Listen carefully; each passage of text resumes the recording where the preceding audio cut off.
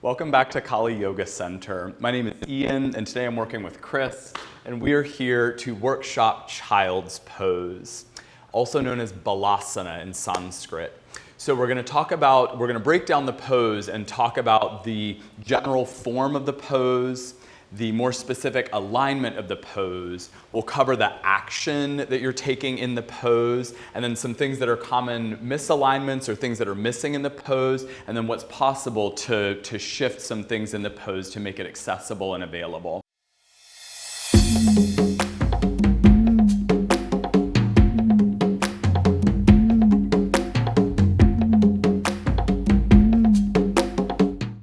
So Chris is going to begin in child's pose. Let's do it.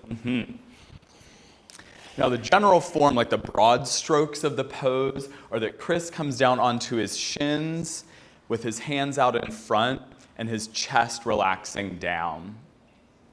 And then more specifically, you can see that Chris's big toes are touching at the center line. His hips are dropping toward his heels, and then his spine is extending with the arms forward, and his hands are placed a little wider than shoulders distance apart. And depending on your body, it may feel better to have the hands a little closer in, but Chris has a pretty broad chest, so the expansiveness of his stance with his hands makes more openness available in his chest.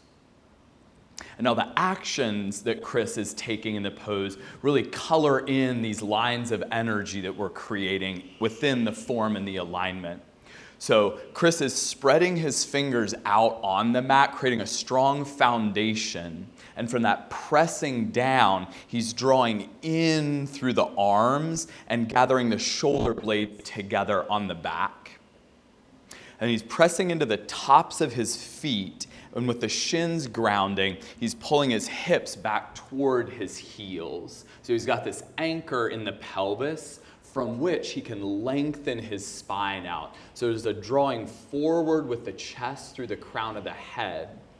And then from all that grounding and extending energy, there's a gathering in and up. So Chris is engaging his low belly to draw the navel up and in toward the spine, affecting Uddiyana Bandha. And he's also creating a gathering of energy around the rib cage. So the low ribs are knitting in toward each other, creating an expansion here in the mid-back. And as I said before, the shoulder blades are gathering together in toward the center line, creating an openness across the chest and the collarbones.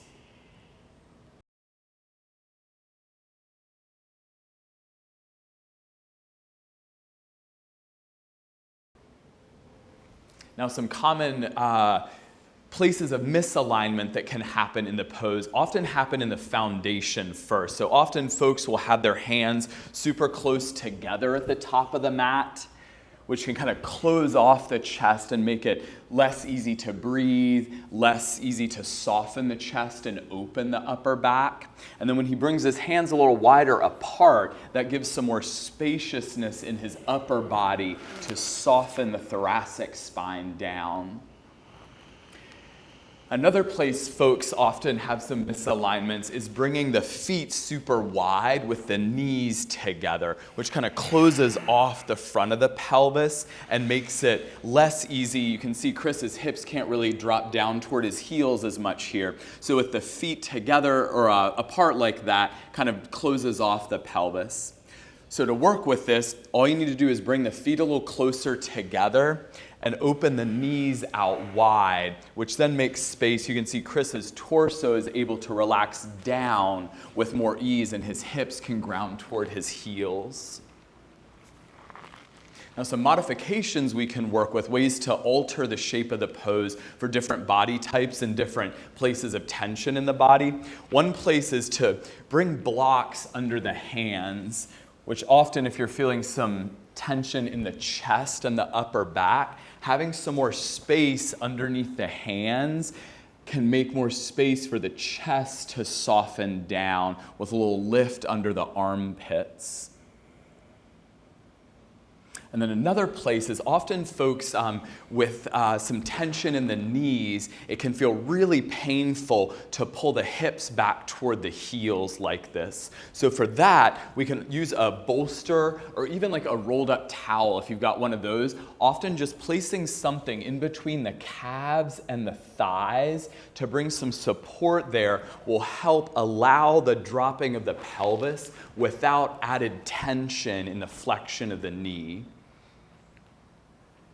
So that's child's pose. Thanks for joining us. I hope this breakdown and these points on the form, the alignment, the action, some of the common misalignments and ways to work with the pose will help you as you bring your body to child's pose and see how it fits and what things you can explore and expand in your own practice.